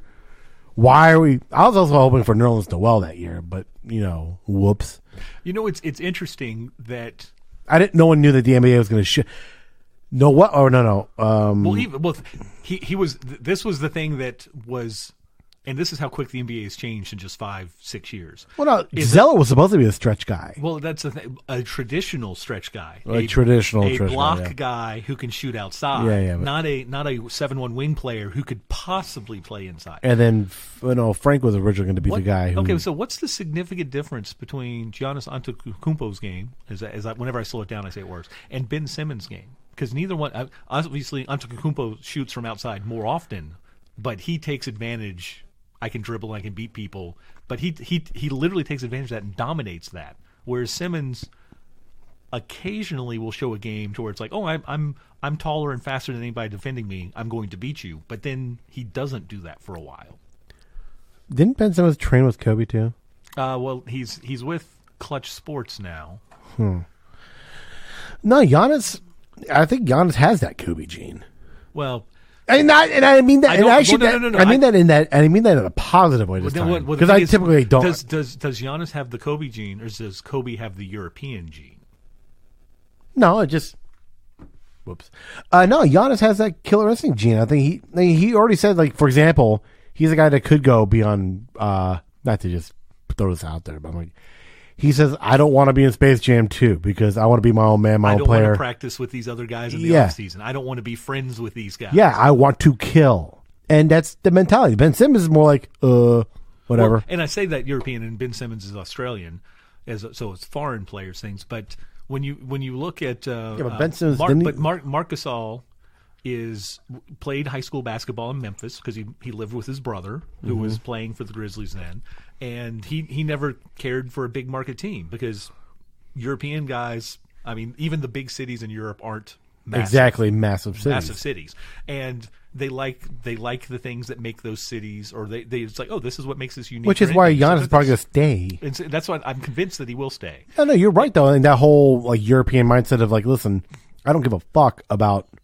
No, I can do that. I can go home. If I want to see something, whatever. I've seen that. Yeah, I'm cultured. I don't care about going to a major market for publicity because you realize also was ever growing landscape of social media and all that. You don't have to be in New York or LA now to get your, like, what LeBron did was very old school. Well, but the thing kind of shows he's a little behind. But he didn't do it because he chose Miami. Because under no qualifications or quantifications can Miami be seen as a big market basketball thing. Well, basketball, no. But Miami's a pretty huge market in general. Miami is an international, but not for sports. Nobody, I mean, yes, sports people know the Dolphins, but the Marlins, nobody cares. A shit. No one gives a shit. No one cares a shit about the Heat. Nobody cares about the Heat, except we can compete for the title. And and again, that was only. But also that was because I had two of my best friends in Miami, and Wade didn't want to go to Chicago, and LeBron wanted to play with Chris Bosh. So they benefited not because they were in Miami, that they benefited. They made Miami. Wade was already there, and Wade. That's another thing. If LeBron Wade was drafted by somebody else, that's where they possibly could have gone there. No, I think Wade liked Miami that much. No, but I'm saying if Wade was drafted because Wade was drafted third. No, it was LeBron. Wade went fifth. Mitrovic, Carmelo Anthony, Bosh. Whether Wade or Bosh. Bosh was sixth, and then Josh Howard was like ninth, I think. And so 5 was, I think, maybe Wade 4. Was that Chris Paul? No, Chris Paul was a different draft. No, Chris Paul was the different. Chris Paul was the year before that. Darren Williams, Raymond Felton draft. He was the year before that. He was the year before that. Yeah, where we got stuck with fucking Felton. And because wasn't Jordan running the team back then too? Well, that was the next year after that because it was Felton. Felton and Sean May. Yeah, it was double North Carolina. It was double light blue. Speaking of which, there's a lot of talk we might take a Carolina guy this year too. Well, if his name's Colby White, I'm not opposed to that. I don't want him. Well, it depends on what happens with the point guard situation that you think we're going to have. I don't want us to keep Kemba. I'm sorry. If we're drafting a 6'4" point guard that can handle the ball and score, that's not a bad oversized replacement. I mean, actually, a proper size, not undersized like Kemba. But and then the unfortunate thing is, I think Cameron Johnson, that's his name, right? The transfer from Pitt. I think he would be a fantastic NBA player. But I think that his skill set benefits for a team that's already in the playoffs because he's a straight shooter. He's a really good drop-dead shooter guy. Outside of that, Nasir Little would be more coaching and more work to get to his potential because he didn't play up to that level. Well, we don't really like drafting guys that need a lot of work. We don't like drafting anymore. We don't like projects. Yeah, I know. So well, I mean, Antetokounmpo. But which seems to be the correct thing. Going back to your players don't need to play for the big market teams because the market comes to the player. If the player's good enough, the market comes to them. Yeah, absolutely. The only difference in that, I think, and this was seen somewhere else on a national radio thing, is playing for the Yankees in baseball is still some ridiculous halo thing that shouldn't be that way anymore. It's not that way anymore at all. Well, no one gives a shit about going to play for the Yankees. The difference in baseball, they just can afford people. There's a difference. Yes, there's a difference. They can afford it. That's the difference. The difference is there's not the money situation, profit sharing and balancing in that sport that there is in basketball and football. That's because it's like Golden State is not a big market. Yes, they're in Oakland, San Francisco. They'll be in San Fran. I'll change that'll be next year. But they're only a big market because they have this team. If those players weren't there, nobody cared about Golden State. No, not at all. Nobody cared about Golden State. Cleveland, not a big market. Most important team in basketball the previous 4 years. And 4 years before that, the most important team in basketball. Yeah, well, it's because of LeBron. Yeah. Detroit had won a couple of 3 titles over a 15, 16-year period. Not a big market. In fact, what the only city in the United States to reach a population over 1 million and then decrease below that? Well, I mean, the only major market teams in the NBA that have really done much, really, Chicago and LA. Well, recently, but I mean, Chicago only had that 8-year stretch. That's the thing, though, to where is Duke a good program or is Krzyzewski a great coach? And great recruiter. Well, I mean, that's neither here nor there. Nike money. But I mean, it's like Kentucky is a great program. They have 7 different coaches that have taken teams to the Final Four, 6 different coaches that have won a title. That's a program. Coaches go there, whatever. Duke had been to the Final Four a couple of times in the 60s. No, and then once in 78. Duke was a fairly decent program. No, that's not, but I mean, were they a program, or is it Krzyzewski's greatness has now created this? Now the question is like, what happens after? Like Connecticut. Connecticut was not a great program. Jim Calhoun was a great coach. Kevin Ollie won a national title 2 years after he left, but they haven't done anything yet. So I mean, UConn is not a program; they had a coach. So the question with Duke, Calhoun was there for how long? 20, 30 years, yeah. But I mean, that still doesn't make them a program. That's a coach. Well, the same thing can be said about UNC basketball. Then they've had 3 different coaches that have won national titles. Yeah, but most of it's been since what, the 80s.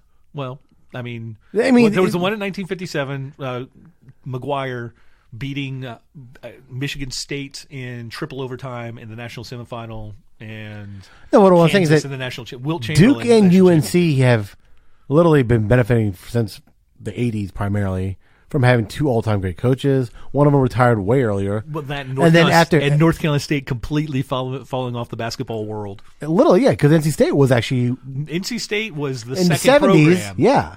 Well, even up into the mid-'80s, they were the second program in the ACC. Yeah, North Carolina State. And then Duke took off because of K. North Carolina. Yeah, and then Maryland popped up for a little bit when North Carolina kind of went, so it was Duke and Maryland right there in the early 2000s. Late 90s, early 2000s. When Doherty was there. What Gary Williams? Well, Gary Williams and then Brad Doherty. Was at North Carolina and that's when they dropped. Yeah, so I'm saying like Doherty was there, and then Carolina didn't do shit for. Well, I mean, that's the thing. It's like, until they brought in Roy Williams, who was already a great coach at Kansas. Well, this is my question. And did he? No, he didn't win. No, he didn't. He went to 4 Final Fours. He didn't win a title though. No, But he was already Hakeem Warwick blocks a 3-point shot at the end of the game for Syracuse and Carmelo Anthony to secure that national title. So let's just see what happens. Well, is Syracuse a good basketball program, or do they have a great coach? They had a great coach. Yeah, so and they happened to recruit Carmelo Anthony. Well, I mean, they've been to the Final Four before that, but the thing is, it's like when some of these things are talked about, it's like, they're a big market team. No, they're not. They just happen to have a really good player. Well, look at Kentucky. Kentucky didn't do a whole lot. They won 3 national titles in 4 years in the 50s. Yeah. And then they were in the Final Four. And back when players... When only the conference champion could make it into the... And not just that, but also, Well, that was in the SEC. But still. The SEC. Not too many men of color were playing in They were, not in the SEC. So, Mississippi State breaks with the SEC. They win the SEC basketball championship. Their governor is going to pass a law to prevent Mississippi State from playing Loyola of Chicago in the NCAA tournament because they have black players.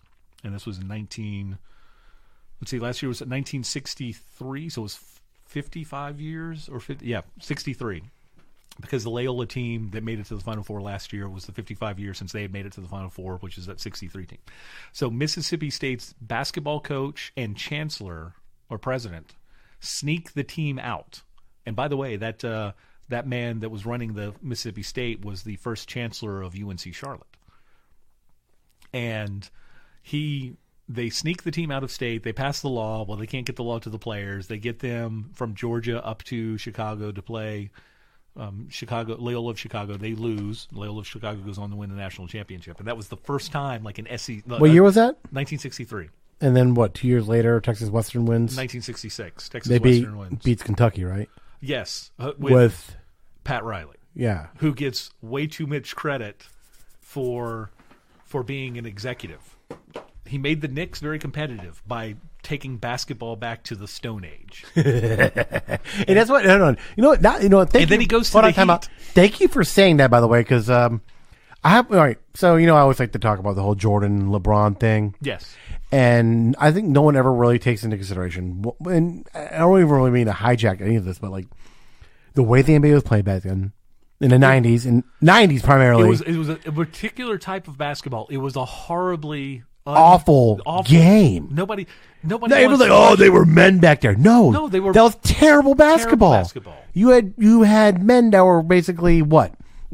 You had dudes that were janitors out there playing basketball. They were sacrificing The league got- athleticism and skill for just people that could like slam Beat the people, shit out of the. slam people all over the place. I mean, Charles Oakley had a career in the NBA Rick because Mahorn had a career in the NBA. yeah, exactly. Like these guys had careers, long careers.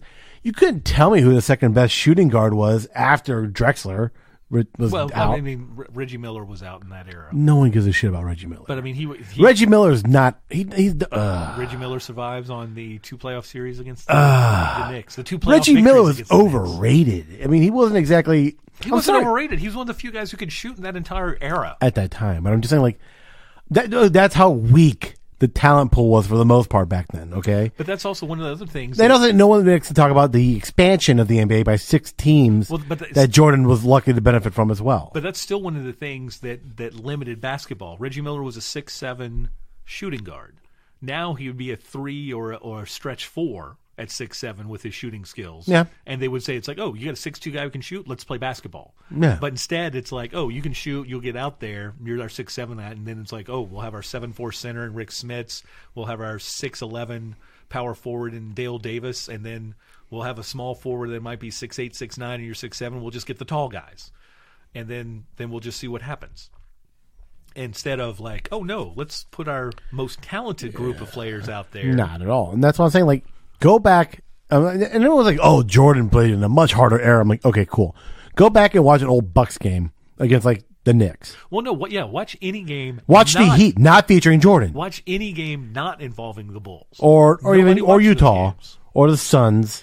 At the time, that '94 team, highly 93 team. with a '93 or Well, '94. 94, 95 were the Rocket years. Yeah, well, yeah, no, well, no, actually, well, the Suns. No, the the Suns year Rockets playoff series year they won the title was '94, or the Suns made the finals. made the finals in '93. Yeah, and that was a stacked team with Charles Barkley, and with Danny Ainge and Dan Marley, Cedric Ceballos, I think was on Yeah, yeah, Oliver yeah. Miller and Kevin Johnson. but that was also the year I think Charles won MVP. I do believe 94, 90, No, he won. 93. He won MVP, and of course Jordan.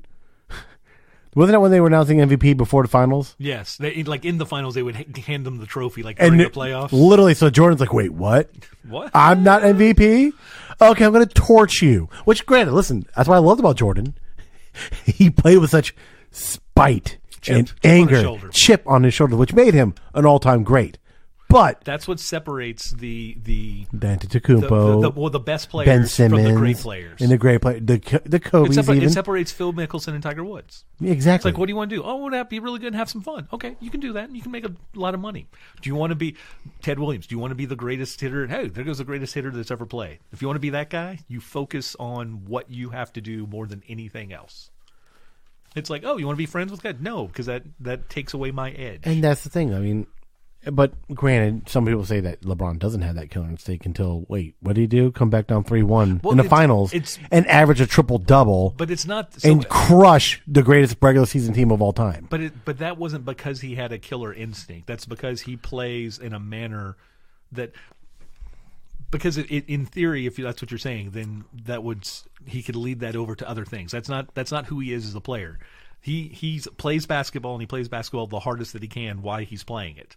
But he doesn't carry that over in the sense that it's like, oh, he's so good and smooth because he's such a great athlete at what he does. It's hard to tell that he's playing that as hard as you watch the replay of the greatest block in NBA history, and you see the chart, and you see the diagrams, and you see that Iguodala is at half court running at the other end, waiting for the pass. At full speed. And you see that LeBron is below the free throw line on the other side. So they're 25 feet apart. And in 30 feet, 35 feet from where Iguodala is to the rim, LeBron beats him to that spot with his hand to get above that, to get that block. It's athletically, it would be athletically impossible except that you saw it with your eyes. And you know who's had a block like that? What's the most recent block? You're just like, wait, that guy just did what? I'm trying to. The Zion block. Oh, When he literally, like, he was at one end of the court, 3/4 of the way, took 2 steps and blocked that dude's shot from the 3-point in the corner in the 3-point shot. That's a GIF on my phone I've saved for the rest of my life. Well, see, that's the thing is like that's Zion's athletic ability and the things that he's displayed in game. He's done so many things. It's like you have to explain that to me and tell it to me because you say, "Oh, you remember the block?" I'm like, "Which block?" No. It was the block against. I do believe was it Syracuse? I do believe. Oh, yeah. Okay, that one. No. Where the guy he's taking a corner three. You have to be more specific. He's taking a corner three, and here's Zion on the other end of the court. And he takes 2 steps, jumps, and blocks the shot. Yeah. But and you're like to a guy that's taller than him, who left the ground before him. Yeah. And he's still and he said yes. No, I remember that because I remember from the shot from the I'm other just saying, side. you have some of these guys who are legitimate athletic freaks of nature, and they're just going to transcend the game. And they don't have to be. They don't necessarily have to have that killer instinct like we're talking about, like guys like Kobe, who are making up for. They're not. I mean, Kobe was a good athlete. But I mean, so was Jordan. Both of them worked ridiculously hard to be what they were, to make it look as easy as it was. While I think guys like LeBron and Zion, for example, I'm not saying they were relying solely on their athleticism. LeBron did in the initial start of his career. I think that's all people notice. They don't realize because they're marveling so much that somebody that big and that large can do that much that they don't realize the other things that they're doing behind that. They don't see how they see the court until all of a sudden the ball leaves their hands and it's right in their teammates' hands for a layup or a dunk or something like that. Or that's why Zion Zion, not to be out here blowing Zion, but I mean, like Zion has one of the Hornets, he will. God, yeah. No, he has one of the best passes of all season. He clears half the court on a bullet pass to his teammate. I forgot who it was. Between people. There was a Between bounce people, pass. yeah, it's a bounce pass. That was against Gonzaga, wasn't You know it? exactly what pass I'm talking about. And he does. That's what I'm saying. People are talking about how he could potentially play point forward because his ability as a passer. I'm continue to nitpick this only because of semantics. And the intent is, yes, he will have the ball in his hands and start an offense. He will never bring the ball up court. Eventually he will. He won't. By the way, time out. How ballsy am I to be drinking a gallon of water? Again, you have an extra 3 hours, though, before I do. This is true, but Again, I've not had any sort of beverage intake in 2.5 hours. This podcast is brought to you by my trusty gallon of water I drink every podcast. Now, are you going to take that empty gallon in there just in case for emergency's sake? I might. I was thinking about, I need to go, as a 33-year-old man, I don't own cargo shorts. No, I saw that, and I was like, are you going to bash cargoes? Oh, no, the utility of them. That's what's important. Yeah. No. And it's like, I have some somewhere. I was like, what do I need? It's like, nope. I'm not going to bring any food or snacks or anything. Oh, I'm bringing food and snacks. Oh, no, I'm definitely bringing food and snacks. I'm going to sneak, I'm telling you, it's either going to be a foot long from Jersey Mike's. It's going to be some type of sandwich from Yaffo. Yeah. Or it's going to be some type of burrito from like Sabor. Well, and it's going to be in my cargo shorts. Let's go buy some after this podcast recording. And well, I'm hoping because they're up in the... what time are you showing? 6? 6. You're in Concord? Yes, I'm going to leave here about 5. We got about 15, 20 We got about minutes. 15 more, 20 minutes. So the fun thing is I think there's weather called for this area over the weekend, which means I get to wear my rain jacket. And those 2 pockets on either side have like a gallon's worth of space, so I might load up then. And again, so I'm using my AMC A++. And give us free stuff. So I'm seeing it tonight at 6:00. I've used my AMC Plus to schedule a seat to see it again at 10 a.m. So before we do our spoiler full promo, I will see it again fresh and think about other things to go in detail by detail. And I've scheduled another one showing for 8:30 a.m. Saturday. So at least 3 times in the next 3 days. And again, I have no idea, and I could be a possible emotional wreck and cancel both of those because I can't handle it. I don't know. But but after today, and I'll know whatever pauses there are in story beats or whatever there are websites already releasing P-break, which is the dumbest thing ever. No, make people the people that want to be the first time make us suffer. Yeah, I agree. Because we are the fodder. We are the infantry fodder that go into the breach first, and those of us who make it out the other side can tell the other people how to follow us through. Anyways, I think LeBron's the GOAT, but I just want to end that. Well, it's one of the most amazing things that there's one of it's that there cannot ever be a conversation about his place compared to any other player without the opposition just saying 6 rings. Well, yeah, but and this is my opinion. But if the only thing that you can say to defend that is 6 rings, then you actually have no argument. Because you don't. Because listen, Bill Russell has 11.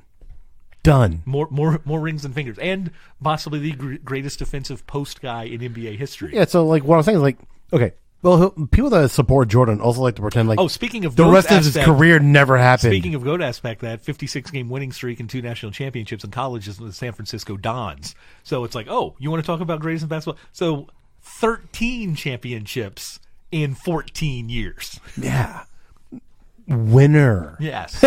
So I'm like, no, but Jordan wasn't a better passer, wasn't a better defender. Well, maybe a better defender. Maybe a better defender. Oh, so going back to the Jerry West conversation, we were talking about that. So he was a 5-time all-defensive NBA team.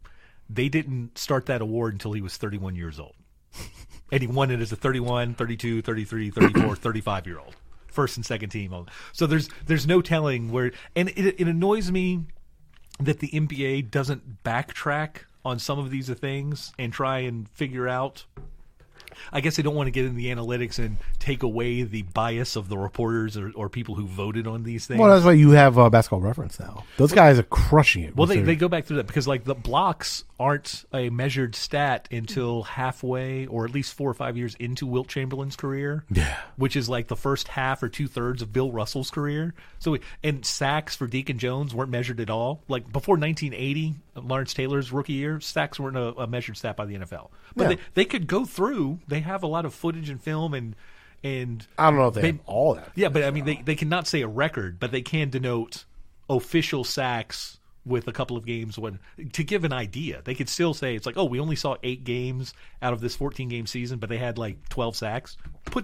Give him credit for those. You give him those sacks? Yeah, that would change the. Well, it changed the dynamic of a thing. It's like, oh no, some of these guys were really good. Well, yeah.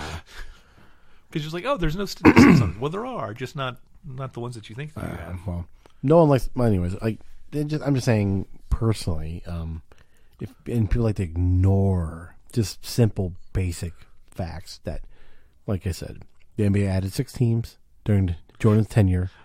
Expansion. Well, yes. Expansion really helped him. You didn't have super teams. You really didn't have any real super teams, except for the Bulls. Well, actually, I would say the 86 Celtics pseudo qualified. Again, most of those guys. And the Lakers as well. But here's the difference with it. McHale and Bird were drafted by that. Parrish gets in from Golden State, but nobody really thought that huge of a deal. That Dennis Johnson won a title with the Supersonics in the late 70s, so he gets traded into that. Yeah, and he's a Hall of Famer. And then they trade for Bill Walton after coming back from an injury, and he's a 6th man in 1986 on the best team in the NBA up until that time. So but again, this is all existed throughout history, and again, less teams, so it's easier to construct yourself a super talent. Look at the 60s and 70s was those teams. Well, that's the thing. It's like it's less talent. Well, it's kind of odd for. So when people tell me that this current generation of the NBA is not easily the most talented group of players the NBA has ever seen. Period. Well, and diet and exercise and you have a lot of those things added, but I'm just saying like further along. The talent level of these guys nowadays surpasses anything these guys saw back in the 80s or 90s. You know what this argument is? This argument is the color line argument to baseball. It's like, oh, well, these guys were the best players that played baseball in the 20s, 30s, and 40s. Well, no, they weren't. The best players weren't. Whereas, Satchel, who's Satchel Paige? I'm not saying that it's just in the widening the field as who's available. The best NBA players anywhere around the world are available to come to the NBA. So the best athletes, it's like, oh, I think I could be a really good basketball player instead of just being out of hand denied an opportunity because, oh, you're from Europe, you don't play basketball, we don't know what you're talking about. No, you'll get a chance. They'll get the opportunity for the coaching and the training, and we'll see what happens. So you're getting athletes, 6'10", 6'8", 6'9" athletes that would have ended up playing volleyball or team handball or soccer are now, it's like, oh, no, it's like they can play really good basketball players. I mean, Antetokounmpo would probably be a crazy good volleyball player. A ridiculously, it's like, oh my God, what are we going to do with this 7'1" jumping guy? You didn't have guys in the 40s and 50s like Satchel Paige or Josh Gibson, for example, playing. Satchel Paige, whose official air quote age when he signed with the Major League Baseball team was 42. He was probably 47 or 48. And even signing at 42, and even then, what did he do? Pitched to his late 50s. Yeah. And then Gibson, in theory, Josh Gibson actually has the actual true home run record for baseball players, for American baseball players. Yeah, so I mean, like Sadahara O was ahead of that. He had in the 800s. But still, like, and then I mean, there's no telling. And then what baseball could have become. And then, much like the outsider leagues, the ABA brought in the 3-point line. Mm-hmm. They had the first slam dunk contest in the 70s. The pitching and hitting and just. But I'm just saying, like, you hear a lot of guys saying these guys today couldn't play in the 80s or 90s. Absolutely, they could. Today, are you kidding me? Oh, they're not as strong or not as hard. No, trust me, they would adapt. Well, the like, thing is, and you think they would blow by any of those guys? If LeBron James at 6'8", 270 was allowed to just bull rush into the lane all the time, yeah, he'd get knocked down a little more. But a lot of people would knock him down less because over time they're smaller guys. They were absolutely smaller guys. I mean, it's just like talking about linemen. In the NFL and the size of guys, well, this just changed. This is a Reggie Miller thing. It's Reggie Miller would be able to play in this era. He would, but he'd be a stretch 4 and not a featured 2 guard. No, he would be a Marvin Williams with a better shot. But he'd be a Marvin Williams type player. It's like, oh no, he's our stretch 4, and then that's what we're going to play. And because Marvin Williams wasn't drafted to be a stretch 4 when he got drafted. No, either. he would have been a 3. He would have been a tweener 4. He got drafted as a 3. He would have been a tweener forward, and then got to shoot more, and then they just started sliding things down. Because he got drafted 2002? No, he was the first player. No, 2004. After LeBron. An entire. It was after Illinois, the Illinois North Carolina. He was the first basketball player to play an entire college season and not start one game to be drafted in the top 3. Yeah, he went number 2. To Golden State. I think. Was it 2000? Was that 2000? No, it wasn't 2004. 2004 was the Dwight Howard. Dwight Howard, Mecca Okafor was the 2004 draft. It had to have been 2005 or 2002. No, because 2002, because Chris Paul. No, it was later than that. No, Chris Paul. It was after North Carolina won a national title. You know what's amazing? We have a phone. I know, but as you were going and saying, it's like Roy Williams lost the national championship to Syracuse with Kansas, so Carmelo would have been in that draft. And then he went to North Carolina, did not make the Final Four, then won the title his second year, so that'd be 2005. Beating Illinois, and then that's when Marvin came out. Oh wait, 2002 was the Yao Ming draft. Jay Williams in 2002. Motorcycles. Poor guy. Mike Dunleavy Jr. He hung around the NBA for a while. Yeah, he did. I Actually, think Singler is still. Kyle Singler's still around. Heading out. Yes. Ooh, getting the wave down as the people start heading up to Endgame. So we got less than 10 minutes in this now. Oh man.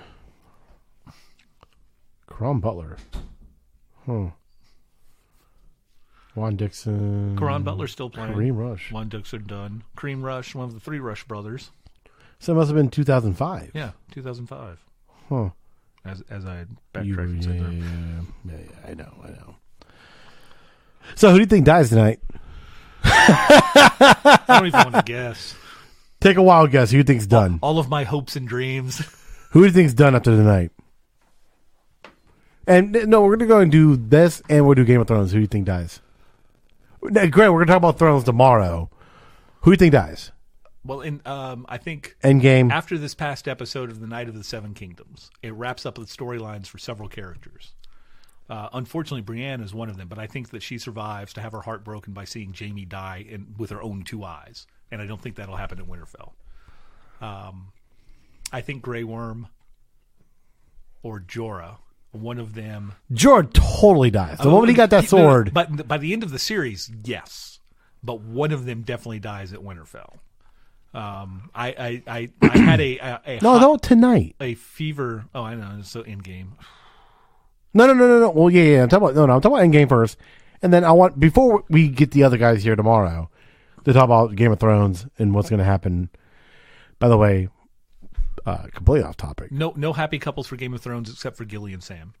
You think so? Yeah, I think at least one person in every other couple dies. So you think Gendry dies? Now that they got that out of the way. Well, it might have to be because I'm also standing by. My second thing is I'm standing by. No Stark dies because the lone wolf dies, but the pack survives. Oh, by the way, Speaking of Wolf. As they completely added him to the scene after. He was definitely a CGI throw-in. It's like he doesn't even like look and say, it's like, oh, look, there's Ghost. Nobody acknowledges him. Nobody says anything. Nobody even like wait, talk about terrible writing there. They're like, hey, let's just throw him in.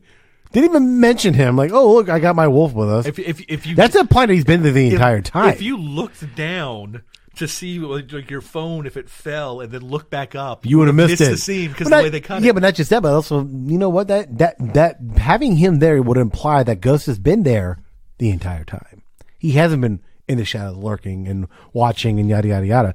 He's literally been there the entire time, which means they just didn't give a shit about the wolves. No, they didn't. Anyways, but no, I think the crypt, I genuinely think everyone down there dies. So I'm going to say this to you now. I'm not going to discuss this tomorrow with the other guys, but then we'll come back to it next week. So, by the way, should we record? Oh, we're not going to be able to get that key for tonight, are you?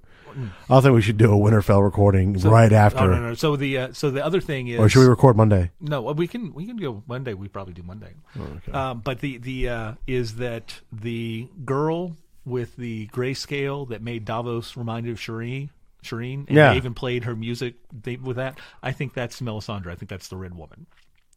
Ooh. And I think and the reason I think that is because everybody says something's going to happen with the crypts, and I think that because the books, they deal with the Iron Swords, that the Whites can't do something with that, but they don't talk about this, so yes, maybe the dead will rise. So the only defense that they'll have could be the Red Woman who could actually do something against the Whites underneath, rather than trying to fight somebody with a sword or thing who can't do anything like that.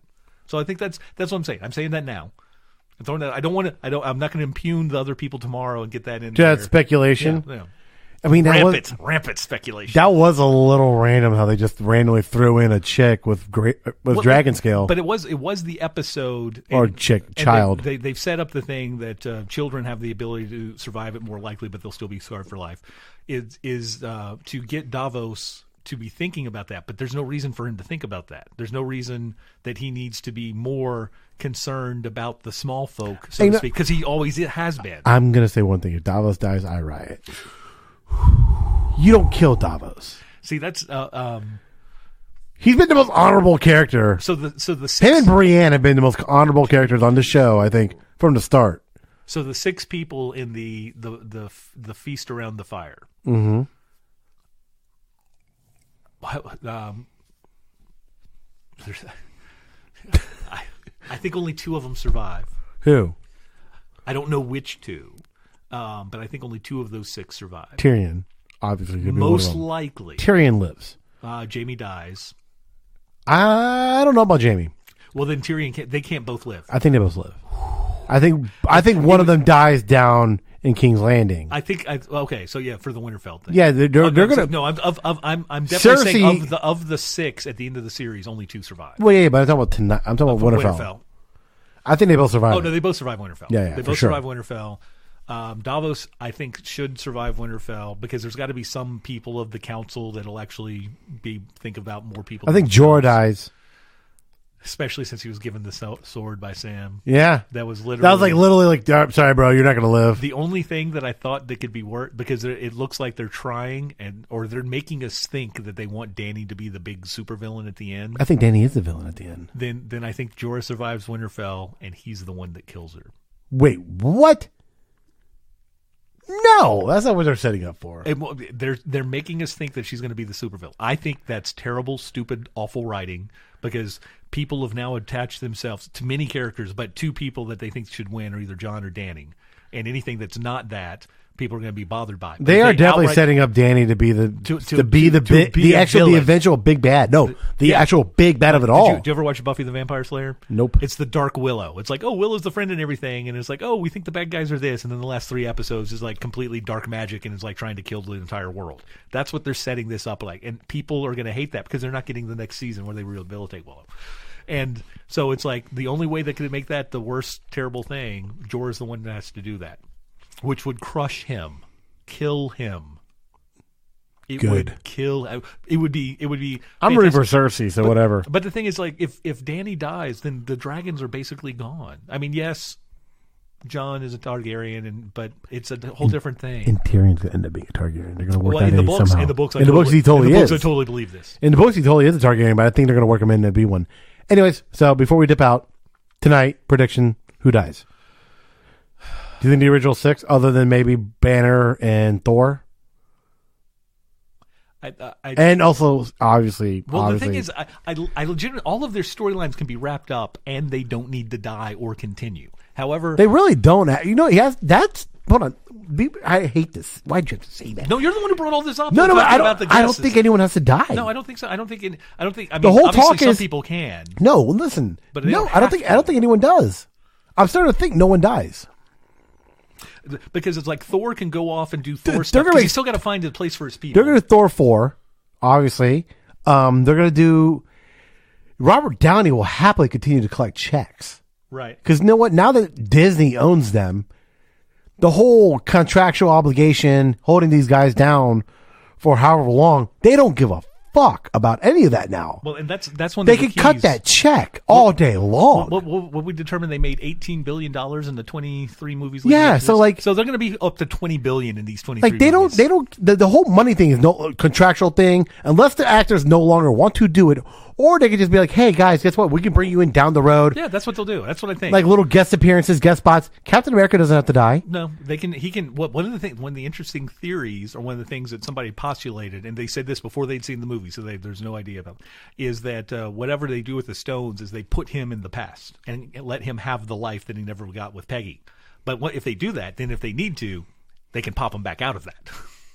I don't know that. I don't think that that's a legitimate thing or work. I have no idea. I'd be fucking furious if that happened. I know that's the one that I don't really like. Talk about a cop out. That's the one I don't like. I dislike. Give him his life with Peggy, and then you just retcon everything. Well, what happened? It changes everything. It changes literally everything. Everything from that point forward. Yeah. So what? Unless it's some sort of in the Soul Gem where they and then Shield never needs to happen. Well, it becomes different. Yeah. So like he becomes a founding member. No. That couldn't happen. The only way they could do that is they do that in the Soul Stone, but then you're taking Peggy out of her life because then she didn't do what she That's did. not fair to her. That's an awful idea. But it's Stark can retire and be the godfather of everything. It doesn't have to be involved. And Thor lives. Thor can get. Thor definitely Black lives. Widow obviously lives. Maybe Hawkeye. Hawkeye's getting his own show. Hawkeye, but the Hawkeye lives because he's going to be able to hand it off to Kate Bishop, and because his family is probably dead currently, they can't bring them back and then kill him because that would be awful, like Lost. Dumb.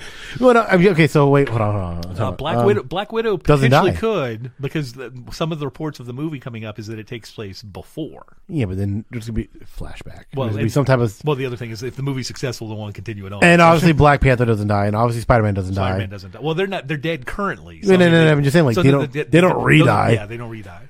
And I mean, I don't think. Again, I don't think that they have to. I don't think anyone dies. I don't think anyone dies. God, I'm so afraid of what's going to happen. I don't even want to speculate. You get to see the movie in less than an hour. Yes, and I've got to go. I'm so angry. Anyways, thank you for listening, guys. Probably gonna do a sign off. This has been Simon Says. Tune in tomorrow, actually, as we come in and do a huge breakdown. Spoiler. I can't even stress that enough. Huge spoiler talk. Everyone that's coming in tomorrow will have seen the movie, and I might be bringing in some people I'm going to go be seeing the movie with tonight. That's fine. I'm going to bring in them in to talk about it. So then Carl seeing the movie, and it's literally the first 45 seconds when we say we're going to tell you every single thing about this movie might be the only thing that's not about the movie. Yeah. And then there will be some Game of Thrones talk tomorrow as well, but tomorrow's going to be. We're recording tomorrow primarily because we're all seeing Endgame, and we want to be fresh right off to talk about it. Which is why we're going to be doing Game of Thrones Battle of Winterfell on Monday recording. Yes, so we can get that out and immediately. And then guess what? I have nothing to live for. So then you can wait until December, and then you can listen. So then you can listen, work your way through your feelings as you listen to us struggle with ours. Anyways, thank you for listening, guys. This has been Simon Says.